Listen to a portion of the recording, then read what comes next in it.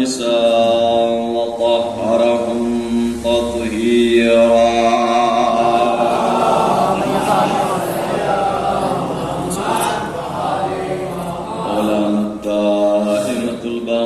على أعدائهم ومنكر فضائلهم ومعانديهم وغاصبي حقوقهم أجمعين. أما بعد فقد قال أمير المؤمنين عليه السلام رحم الله امرأ عرف من عين وفي العين وإلى عين. صلوات جازمة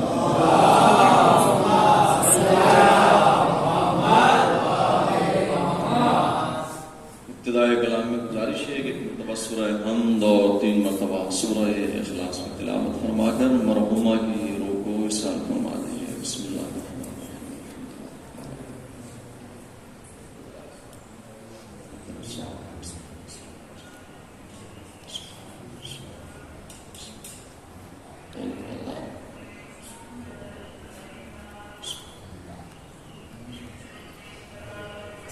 بسم اللہ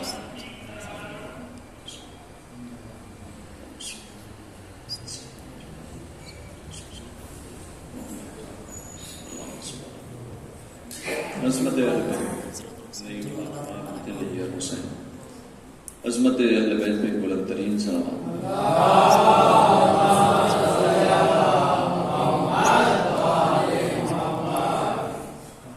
خدا بند عالم کا شکر کہ اس نے ہمیں توفیق دی کہ ہم ذکر آل محمد سے اپنے قلوب کو منور کر سکیں.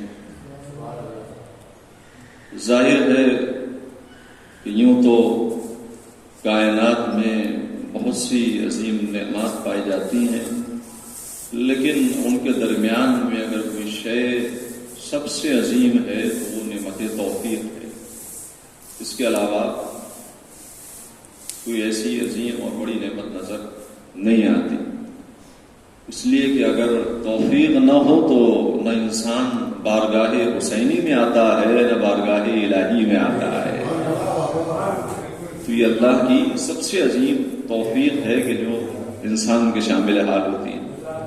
تو یہ خدا کا شکر کہ اس نے ہمیں توفیق عطا فرمائی کہ ہم اپنی اس ذکر سے زبان کو قلب کو ذکر اہل بیت اور ذکر الہی سے منور کر رہے ہیں. خدا بند عالم نے اس کائنات کو عدم سے وجود عطا کیا اور بڑے خوبصورت انداز میں اللہ نے اس کائنات کو پیدا کیا اور ہر شے کو اس کے مناسب مقام پہ قرار دیا. ایسا نہیں ہے کہ خدا بند عالم نے اس کائنات کو پیدا کرنے کے بعد یوں ہی چھوڑ دیا ہو، بکھیر دیا ہو، نہیں بلکہ پیدا کرنے کے بعد، خلق کرنے کے بعد خدا نے ہر شے کو اس کے صحیح اور مناسب مقام پہ قرار دیا ہے. میرے عزیزو، صحیح اور مناسب مقام پہ قرار دیا ہے. اور اس خوبصورتی اور اس بہترین اور اس کی نظم اور ضبط کا عالم یہ ہے کہ اللہ نے جس شے کو جس مقام پہ رکھ دیا ہے، قرار دے دیا ہے، اگر کسی بھی شے کو اس جگہ سے ہٹا لیا جائے تو وہاں پر خلا نظر آئے گا. اتنا اللہ نے ایک مناسب اور صحیح مقام پر اسے قرار دیا ہے کہ اگر ہٹا لیا جائے تو وہ مقام، وہ جگہ خالی نظر آئے گی. یعنی محسوس ہوگا کہ اس جگہ پر کوئی شے رکھی گئی تھی جس کو ہٹا لیا گیا ہے. تو کہنے کا مقصد یہ ہے کہ اللہ نے فقط اس کائنات کو نہیں بنایا، نہیں پیدا نہیں کیا، خلق نہیں کیا، بلکہ خلق کرنے کے بعد ہر شے کو اس کے صحیح مقام پہ قرار دیا ہے. یہ صحیح مقام پہ قرار دینا اللہ کے علم پر بھی دلیل ہے، اس کی حکمت پر بھی دلیل ہے. جو فرما رہے ہیں یہ چیز، یہ نظم و ضبط بتاتا ہے، یہ کائنات کا نظام بتاتا ہے کہ اس کو بنانے والا، اس کو خلق کرنے والا، اس کو پیدا کرنے والا، اس کو منظم کرنے والا کوئی عالم بھی ہے اور کوئی حکیم بھی ہے. سلامات بھیجے محمد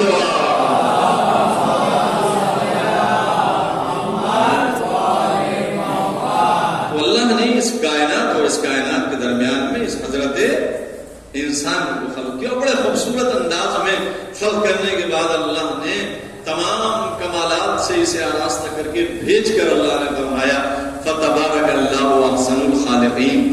اگر کوئی شے خلق کی ہے تو وہ حضرت انسان ہے. سوچیے اللہ جس شے کو خلق کرنے کے بعد تعریف کر رہا ہے تو کوئی عام چیز نہیں ہو سکتی. اس کا مطلب یہ ہے کہ اس کے اندر کتنی صلاحیتیں پوشیدہ ہوں گی. ہر کمال سے اسے آراستہ کر کے بھیجا ہوگا. جس کو بھیج رہا ہے بھیجنے والا کوئی عام نہیں ہے, کوئی عام ذات نہیں ہے. بھیجنے والی ذات اللہ کی ذات ہے. بھئی توجہ دیجئے گا, ہم عام زبان میں کبھی کبھی کہہ دیتے ہیں یہ شے بدصورت ہے, یہ بڑی خوبصورت ہے. غور فرمائیے گا, یہ ہم عام محاورتی اعتبار سے یوز کر دیتے ہیں, استعمال کر دیتے ہیں یا نہیں کر دیتے کہ یہ شے جو ہے بدصورت ہے. دیکھیے کائنات میں جتنی بھی چیزیں پیدا ہوئی ہیں, جتنی بھی چیزیں خلق ہیں, وہ سب کی سب خوبصورت ہے, بدصورت کوئی شے نہیں ہے. بھئی توجہ دیجئے گا. اور ہم روا روی میں جلدی میں یہ چیز کہہ دیتے ہیں, زبان سے ادا کر دیتے ہیں کہ یہ شے بدصورت ہے. نہیں, اب آپ دیکھیے دلیل سے آپ کو پیش کرتا ہوں. دلیل کیا؟ دلیل یہ ہے کہ بنانے والا خالق ہے. توجہ کر رہے ہیں بھائی. ممکن ہی نہیں ہے کہ جسے اللہ بنائے اس کے اندر کوئی نقص پایا جائے, کوئی عیب پایا جائے. ممکن ہے؟ نہیں, ممکن ہی نہیں ہے. کیوں؟ اس لیے کہ بنانے والی ذات خود بے عیب ہے, خود بے عیب ہے. لہذا جو شے خود بے عیب ہوتی ہے وہ کیسی عیبدار شے خلق کر سکتی ہے؟ تو اگر کائنات میں جتنی بھی چیزیں ہیں خوبصورت ہیں, یہ جو معیار ہم نے بنائے ہوئے ہیں یہ انسان کے معیار تو ہو سکتے ہیں, لیکن خالق نے جس چیز کو خلق کیا ہے وہ خوبصورت ہی خوبصورت ہے, جمیل ہی جمیل ہے, بہترین ہی بہترین ہے. ہمارے کیسے معیار ہیں میرے عزیزوں؟ ہمارے معیار اس طریقے سے ہے. آپ ملاحظہ فرمائیے, آپ افریقہ کے اندر چلے جائیے. دلیل دے رہا ہوں میرے عزیزوں, جو شے بھی پیدا ہوئی ہے, اللہ نے جس شے کو بھی پیدا کیا ہے اس کے اندر بدصورتی نہیں ہے میرے عزیزوں, جمیل ہے, خوبصورت ہے. یہ ہمارا عیب ہے, یہ ہمارا نقص ہے کہ ہم کو کسی کو بدصورت قرار دیتے ہیں, کسی کو بے عیب قرار دیتے ہیں, کسی کو عیبدار. آپ افریقہ کے اندر چلے جائیے تو افریقہ میں کون سی شے خوبصورت ہوتی ہے؟ بھئی انسان جو سب سے ڈارک ہو, جس کا رنگ بالکل کالا ہو, وہ سب سے زیادہ ہونٹ جس کے موٹے ہوں, تو ان کے جو معیارات ہیں اس کو اگر یہاں لے آیا جائے, کسی کے اگر ہونٹ موٹے ہو جائیں تو اس کو خوبصورتی میں شمار کیا جائے گا. رنگ تھوڑا سانولا ہو, کالا ہو, تو یہاں پہ گوروں کو ترجیح دی جاتی ہے میرے عزیز. تو ہوتا ہے یا نہیں ہوتا؟ جس کے ہونٹ تھوڑے باریک ہو, پتلے ہوں, اس کو ترجیح. جس کی ناک موٹی نہ ہو لیکن وہاں کا معیارات دیکھیے. اس کا مطلب یہ ہے کہ اللہ مخلوق وہ بھی ہے, مخلوق یہ بھی ہے, تو معیار وہاں کا جدا ہے, یہاں کا جدا ہے. اللہ نے انہیں بھی خلق کیا ہے, اللہ نے یہاں بھی خلق کیا ہے, تو یہ دونوں جدا معیار بتاتے ہیں کہ یہ خوبصورتی اور بدصورتی کا معیار مخلوق کا ہے, خالق کا نہیں ہے. تو جو فرما رہے ہیں یہ خالق کا, اللہ نے جو بھی بنایا ہے, جس اعتبار سے بنایا ہے وہ خوبصورت ہی خوبصورت ہے میرے عزیزوں, جمیل ہی جمیل ہے اور بہترین ہی بہترین ہے. اور اللہ نے اس کائنات کو خلق کرنے کے بعد, ہر شے کو خلق کرنے کے بعد, اس کائنات کے نظام کو اپنے ہاتھ میں رکھا ہے. بس آپ توجہ دیجیے گا میرے عزیزوں, بڑی تھوڑی سی باریکی گفتگو ہے. اس کائنات کے نظام کو اپنے ہاتھ میں رکھا ہے. نظام کسی کے ہاتھ میں نہیں دیا, پیدا کیا اس نے, اس کائنات کو منظم کیا, اور منظم کرنے کے بعد انسان کی خدمت میں ڈال دیا. جتنی بھی چیزیں اس کائنات کے اندر پائی جاتی ہیں وہ سب کی سب کس کے لیے ہیں؟ حضرت انسان کے لیے ہے, کسی اور کے لیے نہیں ہے. خود فرمایا پیغمبر نے حدیث کے ذریعے سے, اللہ نے پیغمبر کے ذریعے سے حدیث میں ارشاد فرمایا, خلقت الاشیاء لاجلک وخلقتک لاجلک. اے میرے نبی, ان پر تک پیغام پہنچا دیے کہ جتنی کائنات میں جتنی چیزوں کو خلق کیا ہے, انسان تیرے لیے خلق کیا ہے, تیرے لیے بنایا ہے, اور تجھے اپنے لیے بنایا ہے. مجھے فرمائے سلام بھیجتی ہے محمد والے.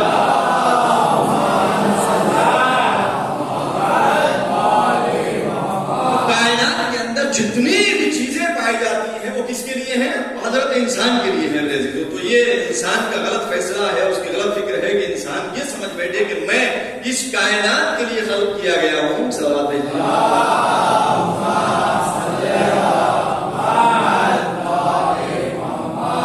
جزاک اللہ غور فرمایا آپ نے. تو یہ انسان کی غلط فہمی ہے کہ وہ یہ تصور کرنے کے بعد بیٹھ جائے کہ میں اس کائنات کے لیے خلق کیا گیا ہوں. نہیں میرے عزیزو، بلکہ اس کائنات کو میرے لیے بنایا گیا ہے. میں اس کا خادم نہیں ہوں، یہ میری خدمت گزار ہے. بڑا عظیم جملہ پیش کیا ہے میں نے آپ. میرے عزیزو، جہاں یہ تصور آتا ہے کہ یہ کائنات میرے لیے بنائی گئی ہے، یہ میری خادمہ ہے، یہ میری خدمت گزار ہے، میں اس کا خدمت گزار نہیں ہوں، میں اس کا خادم نہیں ہوں، تو پھر فکریں بدل جاتی ہیں، معیارات بدل جاتے ہیں، انسان کے اعمال بدل جاتے ہیں. بھائی آپ دیکھیے، عمل جو صادر ہوتا ہے انسان کا وہ فکر سے ہوتا ہے نہیں ہوتا؟ جب فکر سالم ہوتی ہے تو انسان کا عمل صحیح ہوتا ہے. جب فکر ہی سالم نہ ہو تو جہاں معیار یہ ہو جائے کہ میں اس کے لیے بنایا گیا ہوں، یہ میرے لیے نہیں. سلوات دیتے نا باپا.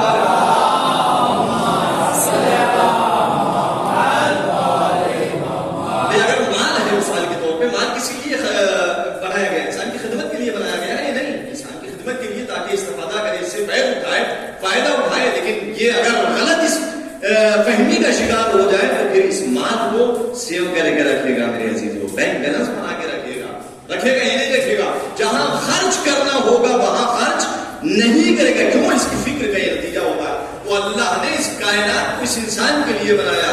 نظام کائنات اللہ نے کسی کے ہاتھ میں نہیں رکھا، نظام اپنے ہاتھ میں رکھا ہے. لاکھ تو چونکہ وہ جانتا تھا یہ انسان سرکش ہے، اگر اس انسان کو نظام کائنات دے دیا جائے تو پھر یہ غیرہ کو کہیں بٹھائے گا، جو عالم ہوں گے انہیں نیچے بٹھائے گا، جو جاہل ہوں گے انہیں منبر پہ بٹھائے گا. لہذا معیار اس نے جو نظام رکھا ہے. اور میں ایک چھوٹی سی دلیل پیش کرتا ہوں. آپ دیکھیں، شروع سے آغاز کائنات سے لے کر اور آج تک آپ دیکھ لیں، تاریخ شاہد ہے کہ لوگوں نے تھوڑا سا ان کے ہاتھ میں پاور آئی، قدرت آئی تو کیسوں کو منبر پہ بٹھایا. جس کے اندر صلاحیت نہیں تھی وہ منبر پہ بیٹھا ہوا ہے، لیکن جس کے اندر صلاحیت تھی وہ بوریے پہ بیٹھا ہوا ہے. تھا یا نہیں تھا میرے لیے؟ آپ غور فرمائیے. لیکن اللہ نے ان کو بوریے پہ بیٹھنے کے بعد وہ عزت ادا کی جو ان کو شرف نہیں ملا. ان کو بوریے پہ بیٹھنے کے بعد وہ شرف دینے کے بعد فرمایا کہ نظام تمہارے ہاتھ میں نہیں ہے، نظام ہمارے ہاتھ میں ہے. عزت تمہارے ہاتھ میں نہیں ہے. جس کو ہم چاہتے ہیں عزیز بناتے ہیں، جسے ہم چاہتے ہیں ذلیل بناتے ہیں. صلوات محمد.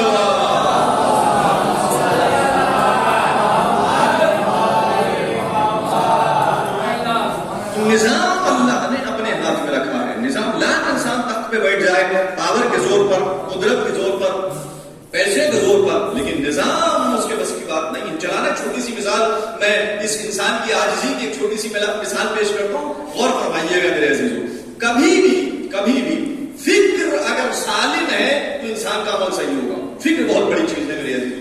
اسی لیے عبادات پر فکر کو ترجیح دی گئی ہے کہ اگر ایک لمحے کی عبادت جو ہے حدیث کے اندر 70,000 سال کی عبادت پہ بھاری کیوں ہے؟ وہ اسی لیے ہے اگر فکر سالم ہے. فکر کا نتیجہ عمل ہے، نتیجہ فکر عمل ہے.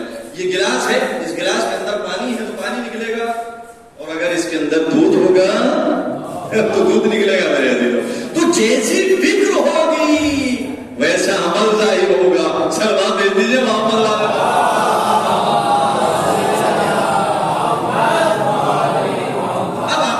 انسان کی عاجزی کی مثال. قدرت انسان جو ہے قادر نہیں ہے. اللہ نے اس کو پاور نہیں دی، اس کو قدرت نہیں دی، چونکہ وہ جانتا تھا کہ وہ بیانی اس کے اندر آ جاتی ہے. اب چھوٹی سی مثال آپ کے سامنے پیش کرتا ہوں. عاجزی کا انسان یہی سے اندازہ لگ جائے گا کہ انسان کتنا عاجز ہے.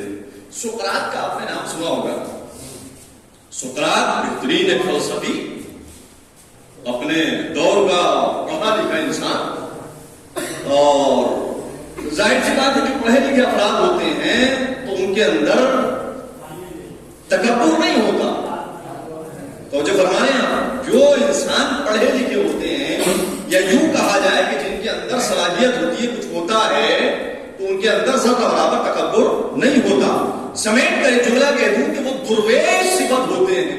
چاہے انہیں زمین پہ بٹھا لیا جائے، چاہے فرش پہ بٹھا لیا جائے، ہاتھ پہ بٹھا لیا جائے، کیونکہ انہیں معلوم ہے بے خالی ڈھول آواز دیتا ہے، لیکن اگر اس میں کچھ ڈھال دیا جائے تو جو فرمانے ہیں میرے سے.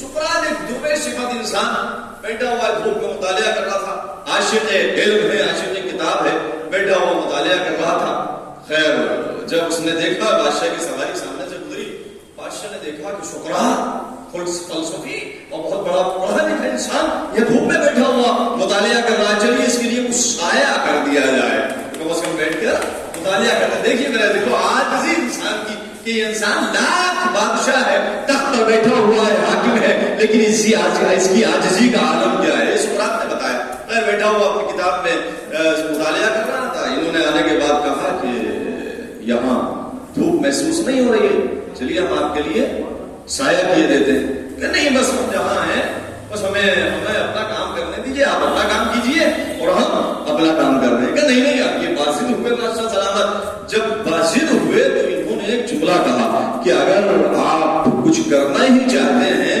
تو ہمارے لیے کام کر دیجیے. توجہ رہے دیجیے کہ جی فرمائیے، ہم تو آئے اس لیے، رکے اس لیے ہیں تاکہ آپ کے لیے کچھ کر کے جائے، خدمت کرے. کہ اگر آپ کو کچھ کرنا ہی ہے تو ایک چیز ہے کہ جو ہمارے مطالعے میں مزاحمت ایجاد کر رہی ہے. کہ وہ کون سی چیز ہے؟ کہ یہ مکھی ہے کہ جو بار بار آتی ہے اور ہمیں پریشان کرتی ہے اور ہمارا ذہن ادھر سے ادھر ہو جاتا ہے. لہٰذا اس کو پکڑیے اور قید میں بند کر دیجیے، جیل میں بند کر دیجیے. اور ہمارے یہاں میں آپ کی خدمت میں کچھ عرض کر رہا ہوں، میرے عزیز بڑا عجیب پیغام ہے، بڑا عجیب پیغام ہے. انسان کس قدر عاجز ہے. کون ہے؟ وقت کا بادشاہ ہے، حکومت اس کے ہاتھ میں ہے، پاور اس کے ہاتھ میں ہے، ظاہر قدرت اس وقت اس کے ہاتھ میں ہے. سقراط کیا کہتا ہے؟ اگر ہمارے لیے کچھ آپ کرنا چاہتے ہیں تو یہ مکھی بار بار آتی ہے، کبھی ادھر بیٹھتی ہے کبھی ادھر بیٹھتی ہے، تو ہمارا ذہن کتاب سے بھٹک جاتا ہے، ادھر ادھر ہو جاتا ہے. ذرا اس کو آپ قید میں بند کر دیجیے، آپ تو بادشاہ ہیں، بس اتنا کرم کر دیجیے، اس کے علاوہ اور کوئی ذہن نہیں چاہیے. مسکرائے کہ بھائی یہ کون کر سکتا ہے؟ کہ اچھا ارے بھائی آپ تو حاکم ہیں، آپ کیسے نہیں کر سکتے؟ نہیں، یہ خدا کے علاوہ کوئی انجام نہیں دے سکتا. کہ دعویٰ یہ ہے، دعویٰ تو آپ نے غور فرمایا سقراط نے اس بات سے اس کو سمجھا دیا کہ لاکھ انسان قدرت پر پہنچ جائے لیکن نظام کائنات اللہ کے ہاتھ میں ہے، انسان کے ہاتھ میں نہیں ہے. صلوات محمد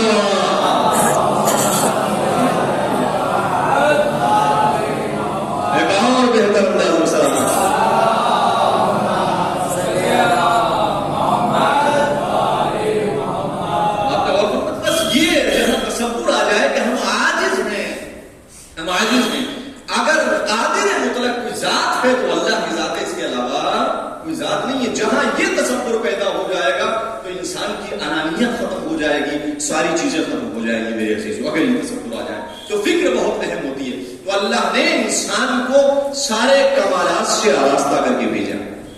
ایک بات الحمدللہ پہنچی اور عزیزان گرامی، جہاں اس کائنات کو خوبصورت انداز میں پیدا کیا اور اس انسان کو خوبصورت انداز میں پیدا کیا اور اس کو خلق کرنے کے بعد، بنانے کے بعد فخر و بہات کیا، وہیں اللہ نے کچھ چیزوں کو رکھا ہے. اس انسان کی فطرت میں کچھ چیزوں کو رکھا ہے. بس ایک دو باتیں اور انشاءاللہ وقت تمام ہو جائے گا. فطرتاً پہلی چیز جو اللہ نے رکھی وہ ہے توحید شناسی. اس انسان کے اندر توحید شناسی پائی جاتی ہے، یعنی جس نے پیدا کیا ہے، جہاں سے یہ آیا ہے اس کو پہچاننے کی صلاحیت اللہ نے دے کر اس کو بھیجا ہے. بس اللہ نے اس کو پیدا کرنے کے بعد اس کو فطرتاً توحید شناس پیدا کیا. توجہ فرمائیے گا، انشاءاللہ دلیل کے ساتھ بات کروں گا. توحید شناس پیدا کیا. یہ اور بات ہے کہ بس تھوڑا سا انسان اس دنیا کے ضرب میں اور اس میں غرق ہونے کے بعد بھول جاتا ہے، لیکن جیسے ہی متوجہ ہوتا ہے فوراً اس ذات کی طرف متوجہ ہوتا ہے. یہ چیز بتاتی ہے کہ توحید شناسی اس کے اندر موجود ہے. مثلا مثال کے طور پہ بزرگ حضرات بہتر جانتے ہیں، اپنے جوانوں کے لیے اور اپنے چھوٹے بھائیوں کے لیے اس بات کو عرض کیے دیتا ہوں میرے عزیزو. آپ توجہ فرمائیں، اللہ نے فطرتاً ذاتاً انسان کو توحید شناس پیدا کیا ہے. آپ دیکھیں کہ اگر کہیں آپ کسی کے ساتھ سفر میں ہوں، خدا نخواستہ کوئی ایکسیڈنٹ ہو جائے، بے ہوش ہو جائے کوئی شخص، چوٹ زیادہ آ جائے، تو اس کو کہاں لے جاتے ہیں؟ ہاسپٹل لے کے جاتے ہیں. ہاسپٹل جب آپ لے کے جائیں گے تو کچھ دیر کے بعد، ابھی یہ بے ہوش ہے، کچھ دیر کے بعد جب اس کا معالجہ کیا جائے گا، اس کا علاج کیا جائے گا، جب ہوش آئے گا تو سب سے پہلا سوال اس کے ذہن میں کون سا آئے گا؟ جیسے انسان کو ہوش آیا، ابھی یہ بے ہوش تھا، ایکسیڈنٹ ہوا ہے، وہاں معالجہ ہوا، سوال سب سے پہلا اس کے اندر جو ذہن میں سوال آئے گا وہ کون سا سوال آئے گا؟ کوئی بھی ہو، آپ ہوں، میں ہوں، ڈاکٹرز ہوں، نرسیں ہوں، اس کے برابر میں سب سے پہلا اگر وہ سوال کرے گا تو وہ یہی کرے گا کہ یہ بتاؤ یہ کون سی جگہ ہے؟ اور فرمائیں یہ کون سی جگہ ہے؟ سب سے پہلی چیز یہ کون سی جگہ ہے۔ دوسرا سوال یہاں مجھے کس لیے لایا گیا ہے؟ ابھی نیا نیا ہوش آیا ہے، نیا نیا بیداری آئی ہے، یہ کون سی جگہ ہے؟ یہ کون سی جگہ ہے؟ میں کہاں ہوں؟ یہ کون سی جگہ ہے؟ مجھے دوسرا سوال کیا اس کے ذہن میں آئے گا کہ مجھے کس لیے یہاں لایا گیا ہے؟ پھر تیسرا سوال کیا آئے گا میرے عزیزوں؟ تیسرا سوال یہ آئے گا کہ مجھے یہاں سے کب لے جایا جائے گا؟ اور فرمانے یہی تو آئیں گے، اس کے علاوہ کچھ اور نہیں آئے گا۔ بھئی یہ کون سی جگہ ہے؟ مجھے کس لیے یہاں لایا گیا ہے؟ اور مجھے کب میرے مقام پہ واپس لے جایا جائے گا میرے عزیزوں؟ اس کے علاوہ اس کے علاوہ کچھ اور نہیں آئے گا۔ یہ سوال کیوں کر رہا ہے؟ اس لیے کہ ابھی غفلت سے بیدار ہوا ہے۔ غور فرمائیے گا، ابھی غفلت میں تھا، ابھی اس کے اندر بیداری آئی ہے، ابھی اس نے پہچانا ہے اور سوال کرنا شروع کر دیا کہ کون سی جگہ ہے یہاں، مجھے کس لیے لے جائے اور یہ کب مجھے واپس لے جائے۔ اسی لیے امام یعنی کیا مطلب؟ یعنی یہ سوال کر رہا ہے کہ میرا مبدا کیا ہے، میرا منتہا کیا ہے اور اس درمیان کا راستہ کیا ہے، میں کہاں سے آیا ہوں، مجھے کہاں لے کے جایا جائے گا، یہ کون سی جگہ ہے۔ یہ تینوں چیزیں میرے عزیزوں، یعنی کیا مطلب؟ کہاں آیا ہے، کہاں جانا ہے، کیوں لے کے آیا گیا ہے اس کو، یہ تین سوال ہیں۔ اگر انسان بیدار ہو جاتا ہے تو یہی تین سوال کرتا ہے، چوتھا کوئی سوال نہیں ہوتا میرے عزیزوں۔ میرے عزیزوں، میرے مولا نے جس کو میں نے آواز کلام میں حدیث کو پیش کیا، امام علی علیہ السلام فرماتے ہیں رحم اللہ امرآن عرفا من عین وفی العین وإلی عین، رحمت ہو اس شخص کے اوپر، رحمت ہو اس شخص کے اوپر کہ جو یہ جانتا ہے کہ وہ کہاں سے آیا ہے، کہاں رہ رہا ہے اور کیوں اسے لایا گیا ہے۔ اور فرمایا رحمت ہو شخص کے اوپر کہ جو یہ جانتا ہے کہ وہ کیوں آیا ہے، اسے کس لیے لایا گیا ہے، اسے کہاں سے آیا ہے، اسے کہاں پلٹ کے جانا ہے۔ یعنی مولا فرمانا یہ چاہتے ہیں کہ انسان تو سمجھ یہاں کے لیے پیدا نہیں کیا گیا، نہیں، تو پہچان کہاں سے آیا ہے، تجھے کہاں جانا ہے، اب جو اتنا درمیانی راستہ ہے تجھے کرنا کیا ہے۔ بچوں، انسان یہ درمیانی راہ کو سمجھ لے کہ وہ کہاں سے آیا ہے اور کہاں رہ رہا ہے، اسے کرنا کیا ہے۔ اس کے شامل حال امیر المومنین علیہ السلام کی یہ دعا ہوتی ہے، رحمت ہوتی ہے۔ صلوات پڑھ دیجیے محمد۔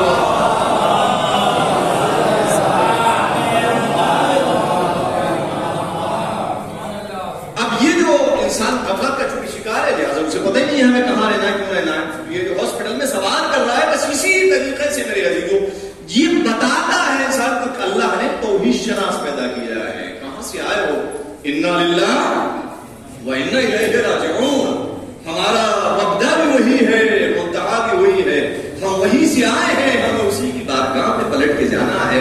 بس یہ جو درمیانی راستہ ہے، 50 سال کا راستہ، 60 سال کا راستہ، اگر اس راستے کو کوئی پہچان لے تو بس وہی کامیاب ہے میرے عزیزوں۔ بس پہلی چیز، اللہ نے انسان کو فطرتاً توحید شناس پیدا کیا ہے، توحید شناس پیدا کیا۔ جب بھی غفلت سے بیدار ہوگا فوراً اس کی طرف، اللہ کی طرف متوجہ ہوگا میرے عزیزوں۔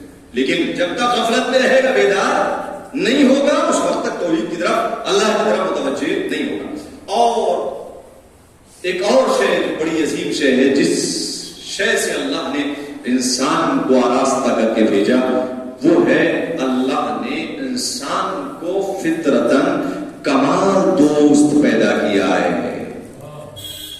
یہ بڑی عظیم بات ہے میرے سے۔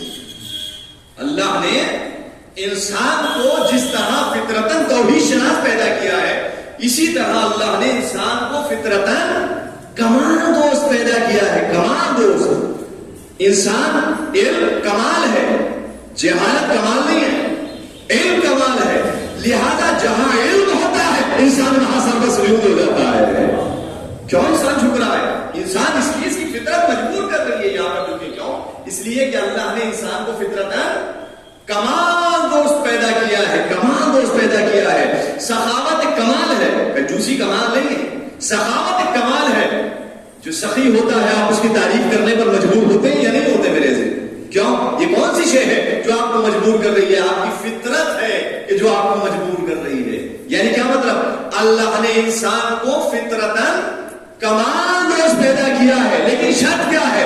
شرط یہ ہے کہ اگر فطرت سالم ہے تو کمال کی طرف جھکے گا. وہی توجہ دیجیے گا. لیکن اگر فطرت سالم نہیں ہے تو پھر کمال کی طرف نہیں جھکے. جو فطرتاً سالم ہوگا اس کے اندر، جس کے اندر بھی کمال پایا جائے گا، انسان اس کی طرف جھک جائے گا.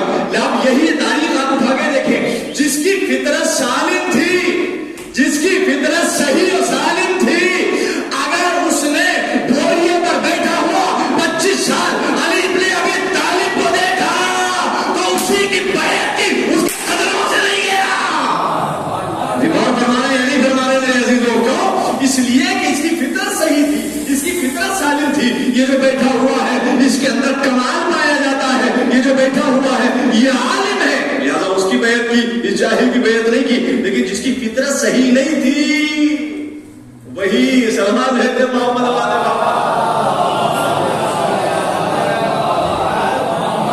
تو کمال کی طرف جھکنے کے لیے، کمال کی طرف جانے کے لیے فطرت کا صحیح ہونا لازم ہے میرے عزیزوں. تو جو ہمارے فطرت اگر صحیح ہے تو اگر آج محمد بوڑیا نشین بھی ہے، کہیں بھی ہو، کسی مقام پہ بھی ہو، سلمان ان کا دامن نہیں چھوڑیں گے، ابو ذر ان کا دامن نہیں چھوڑیں گے، مقداد ان کا دامن نہیں چھوڑیں گے، عمر ان کا دامن نہیں چھوڑیں گے. لاکھ سینے پر پتھر رکھ دیا جائے لیکن بلال دامن رسول نہیں چھوڑیں گے. کیوں؟ اس لیے کہ ان کی فطرت جاگی ہوئی ہے. یہ فطرت کمال دوست پیدا ہوئے ہیں. ادھر ابو سفیان کے اندر کمال نہیں پایا جاتا، سوال پایا جاتا ہے. لہذا فطرت یہ کہتی ہے جہاں کمال ہو وہاں سر کو جھکا دیا جائے. بس آپ کائنات میں دیکھ لیجئے، جہاں سر جھکے، جس کے سامنے سر جھکے، اگر کمال کے سامنے سر جھک رہا ہے تو سمجھ لیجئے انسان کی کامیابی ہے. لیکن اگر زوال کے سامنے سر جھک رہا ہے، یا یوں کہوں اگر عالم کے سامنے سر جھکے، سخی کے سامنے سر جھکے، سمجھ لیجئے انسان کامیاب ہے، اپنی صحیح فطرت پر صحیح و سالم ہے. لیکن اگر عالم کے سامنے نہیں بلکہ جاہل کے سامنے سر جھکے تو سمجھ لیجئے فطرت میں کوئی مشکل آ گئی ہے. بے سلام مولانا محمد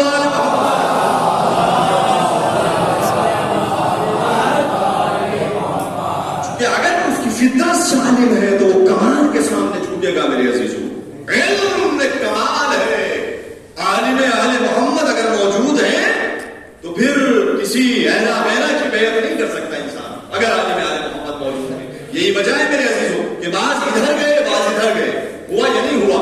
بعض ایسے تھے کہ جنہوں نے دامن رسول آخری تک نہیں چھوڑا، دامن سیدہ آخری تک نہیں چھوڑا. کیوں؟ وہ جانتے تھے اگر کوئی کمال پایا جاتا ہے تو عالم اہل بیت کے اندر پایا جاتا ہے، اگر کوئی کمال پایا جاتا ہے تو عالم محمد کے اندر پایا جاتا ہے. ان کے اندر کوئی کمال نہیں پایا جاتا. آپ دیکھیں کتنے مظالم کیے، کتنے ظلم کیے. سیدہ ایک ایسا وجود، اللہ اکبر کے جیسی بابرکت ذات کہ میں نے ابھی 4-5 دن پہلے ایک حدیث کو پیش کیا تھا. اس حدیث کو تبرک کر انشاءاللہ، چونکہ خادمہ اور ایک ایسی ذات کی مجلس ہے کہ جو بڑی مومنہ تھی، لہذا یہ شہزادی کی حدیث آپ کی خدمت پیش کر دیتا ہوں. اللہ نے ایسی ذات کو پیدا کیا کہ جس کے اندر وہ کمال پایا جاتا تھا کہ 18 سال کا سن ہے لیکن ایسی کمال، ایسی باکمال، ایسی باکمال پائی جاتی ہے کہ اللہ سبحانہ و تعالیٰ حدیث قدسی کے ذریعے سے اپنے نبی سے فرماتا ہے. راوی کون ہے؟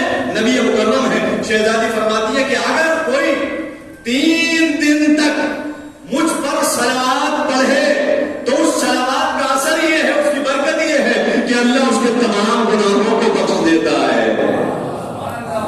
فرمایا یہ کون ہے؟ شہزادی راوی ہے، سیدہ زہرا اس کی راوی ہے کہ میرے بابا نے مجھ سے روایت کی ہے کہ اے فاطمہ، اے میری جگر گوش ہے رسول، اگر تجھ پر کوئی ہمارا چاہنے والا 3 دن، فقط 3 دن تک اگر کوئی تجھ پر صلوات پڑھے، شہزادی فرمائے 3 دن زیادہ نہیں، 3 سال نہیں. اللہ اکبر، کیسا مبارک وجود اللہ نے اور کیسی کیسی ذوات مقدسہ ہمارے درمیان میں رکھی ہے کہ اگر 3 دن شہزادی کی ذات پر کوئی مسلسل صلوات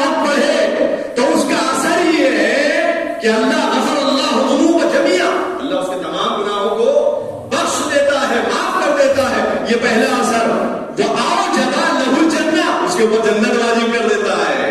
یہ دوسرا اثر ہے میرے عزیز. ظاہر سی بات ہے جب گناہوں سے پاک ہو گیا پھر جنت اس کو ملنا ہی ملنا ہے. اور تیسری چیز جو فرمایا کہ جنت میں ایسا ویسا مقام نہیں ملے گا، بلکہ جنت میں اگر کوئی 3 دن مسلسل شہزادی کے اوپر صلوات پڑھے تو فرماتی ہے کہ جنت میں کون سا درجہ ملے گا، کون سا مقام ملے گا کہ عام درجہ نہیں، عام مقام نہیں، بلکہ صلوات کا اثر یہ ہے کہ میرے بابا کے پہلو میں اسے جگہ ملے گی. 3 دن صلوات کا اثر یہ ہے. تو جو ساری زندگی شہزادی کی خادمہ رہی ہو، بھائی فضا کو ایسے ہی نہیں. سورہ دہر کس کی شان میں نازل ہوا؟ سورہ دہر کے پنجتن کون ہے؟ جناب فضا بھی شامل ہے یا نہیں ہے؟ جناب فضا نے بھی روزہ رکھا ہے. 3 دن کا اثر یہ ہے کہ اگر کوئی صلوات پڑھے سارے گناہ معاف، جنت اس کے اوپر واجب. اور آخری اثر پیغمبر کے پہلو میں جگہ. تو جو ساری زندگی شہزادی کی خدمت کرے، شہزادی زندگی کی خدمت میں رہے، اس کا حالت کیا ہوگا میرے عزیزو؟ اس کی حالت کیا ہوگی؟ یہی وجہ ہے کہ میں جملہ عرض کیا کرتا ہوں کہ شہزادی زہرا کی رضایت تو دور کی بات ہے، جب تک فضا راضی نہیں ہے تو کوئی نہ صحابی جنت میں جا سکتا ہے، نہ واقع رسول جنت میں جا سکتی ہے. سلام علی محمد.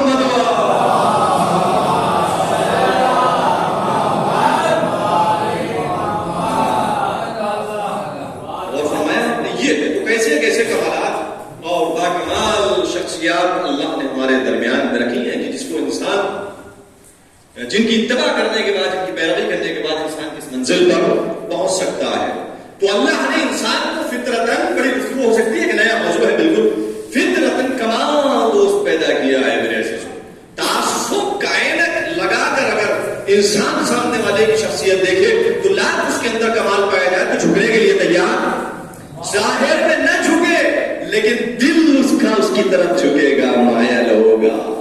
یہ دل جھکنا، یہ ضمیر جھکنا اس بات کی دلیل ہے کہ یہ فطرت مجبور کر رہی ہے. تو کمال کے سامنے جھک. آل محمد کے اندر کامل اگر کوئی ذات تھی تو آل محمد کی ذات تھی میرے. بے عیب اگر ذات تھی تو آل محمد کی ذات تھی. یہی وجہ ہے کہ کسی مقام پہ بھی ہو میرے عزیزو، فارس کا رہنے والا سلمان بن اہل البیت کی سند لیتا. کیوں؟ کتنی اذیتیں اٹھائیں، کتنی زحمات اٹھانے کے بعد فارس سے یہ چلے اور آنے کے بعد رسول کی خدمت میں آ گئے تھے. کیوں؟ کل کمال اگر کوئی ذات ہے تو ان کی آل محمد کی ذات ہے.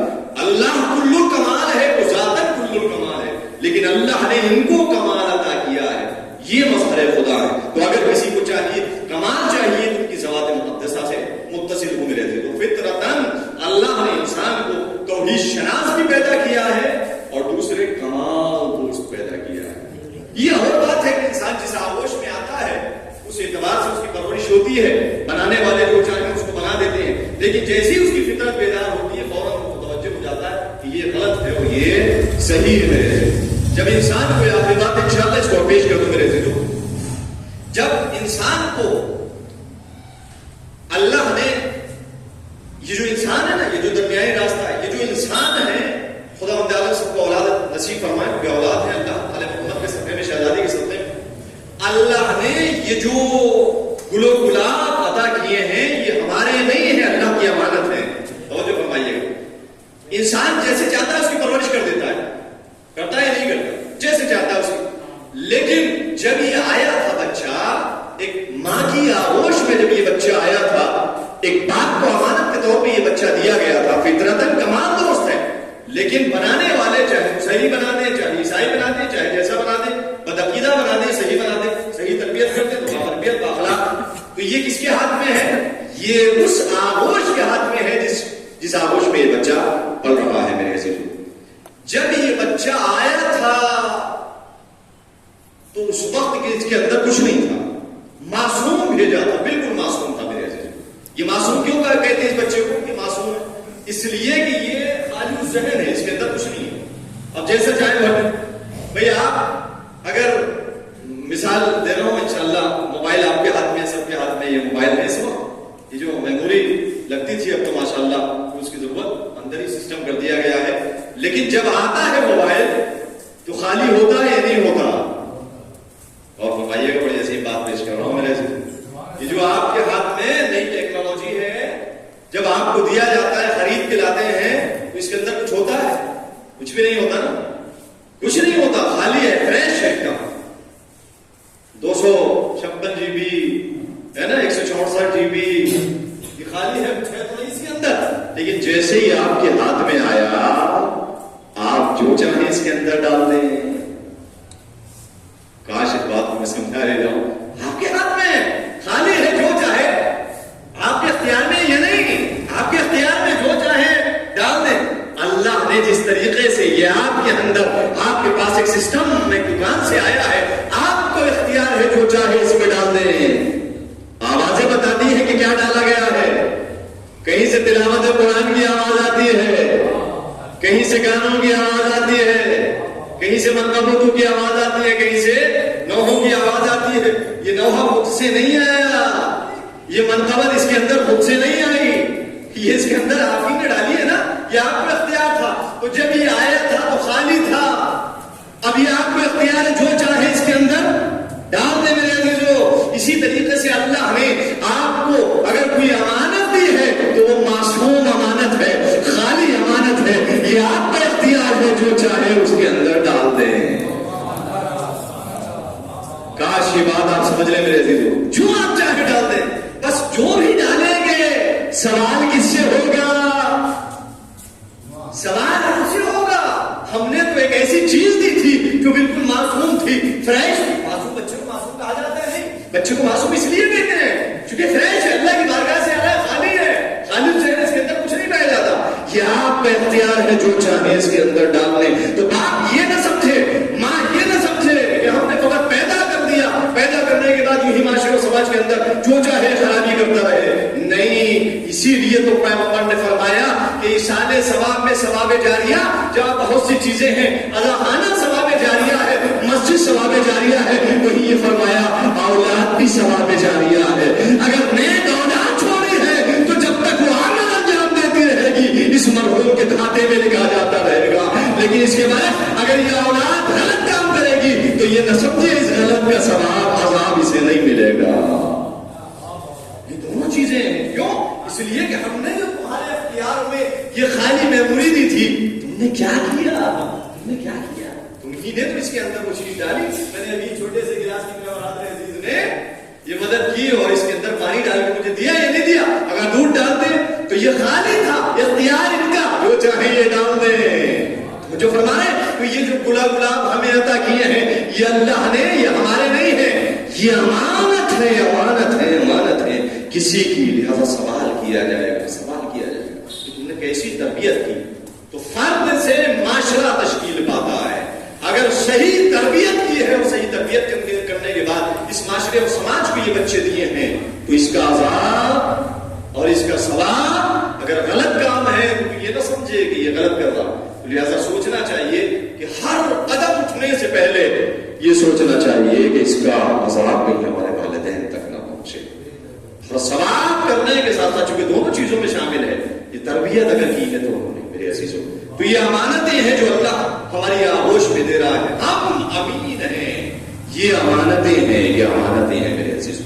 بس ان امانتوں کی قدر کرو. یہی وجہ ہے. آپ دیکھیں اثر کیا ہوتا ہے. اگر فکر سالم ہوتی ہے تو انسان کس منزل پر پہنچتا ہے میرے عزیز، اور فکر سالم نہیں ہوتی تو انسان کس اعتبار سے اور کس سوال کی طرف چلا جاتا ہے میرے عزیز. اگر فکر سالم ہوتی، صحیح تربیت ہوتی تو نہ حسین ابن علی کا گلا کٹتا اور نہ سیدہ کے پہلو پہ دروازہ گرایا جاتا. صحیح اگر فکر ہوتی، اگر انسان یہ سمجھ لیتا کہ یہ ذوات مقدسہ جو ہیں اللہ نے ہماری ہدایت کے لیے بھیجی ہیں اور ہمارے لیے بھیجی ہیں، نہ ان کو جنت کی ضرورت ہے نہ ان کو جہنم کا خوف ہے. ان کے لیے نہ جنت خلق کی گئی ہے، ان کے تو وسیلے سے جنت خلق کی گئی ہے، ان کے وسیلے سے تو ہمیں جنت میں جانا ہے. اگر انسان یہ سمجھ لیتا، ان کی عظمت سے آگاہ ہو جاتا، ان کے کمال کو سمجھ لیتا، ان کے کمال سے آگاہ ہو جاتا تو کبھی سیدہ کے دروازے پر آگ نہ لگائی جاتی. سیدہ کو یہ مسیح نہ پڑتا سبت علیہ وسائب اللہ سبت علیہ بسرنا لیالی حبابا. آپ کی شہادت کے بعد وہ مسائب پڑے کہ اگر دنوں پر پڑ جاتے تو مسئلہ آپ کے ہو جاتے. یہ سیدہ کو مسیح کس لیے پڑھنا پڑا؟ میرے عزیزوں یہ غلط وجود کی وجہ سے، خبیث وجود کی وجہ سے، بس تربیت اگر صحیح ہو جائے، تربیت اگر صحیح ہو جائے.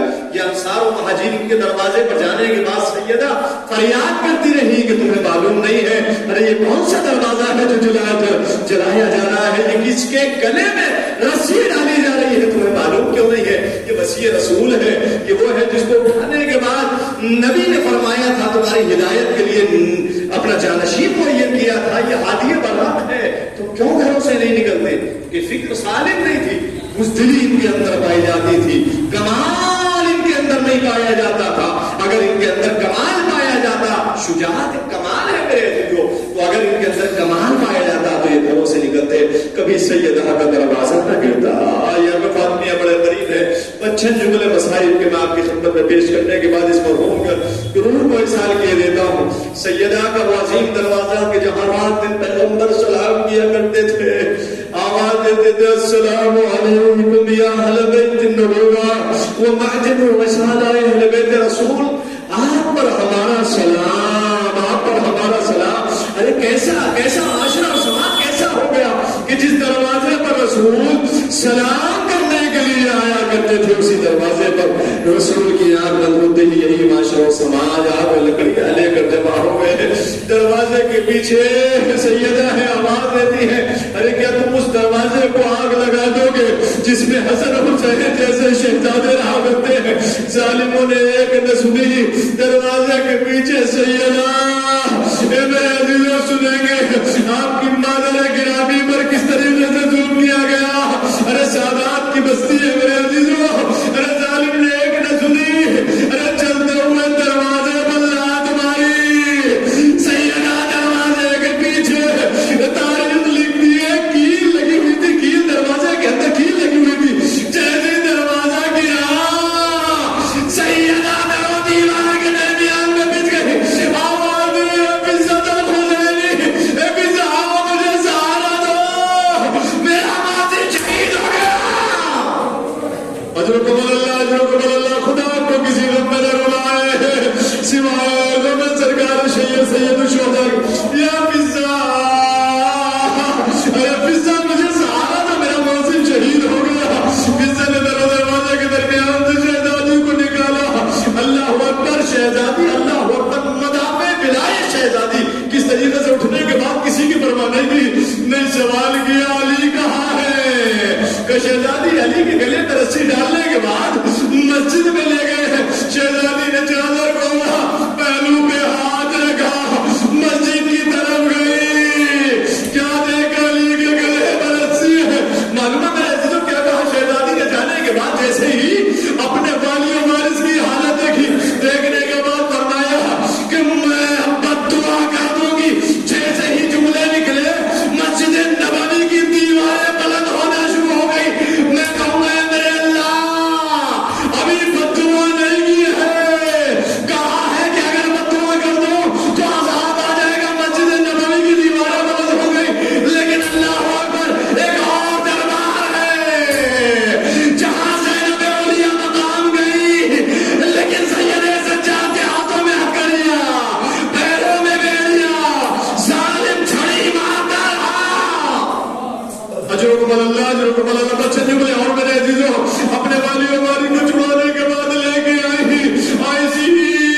اسی اعتبار سے، اسی دکھ کے ساتھ 70 دن یا 90 دن شہزادی تاپ کر اس دنیا سے چلی گئی. آخری مرحلے میں علی کو وصیت دیکھی، کفنی باللیل، کفنی باللیل. اے مجھے رات کی تاریکی میں دفن کرنا، رات کی تاریکی میں غسل دینا. یہ رات کی تاریکی میں کیا غسل دیا جا رہا ہے؟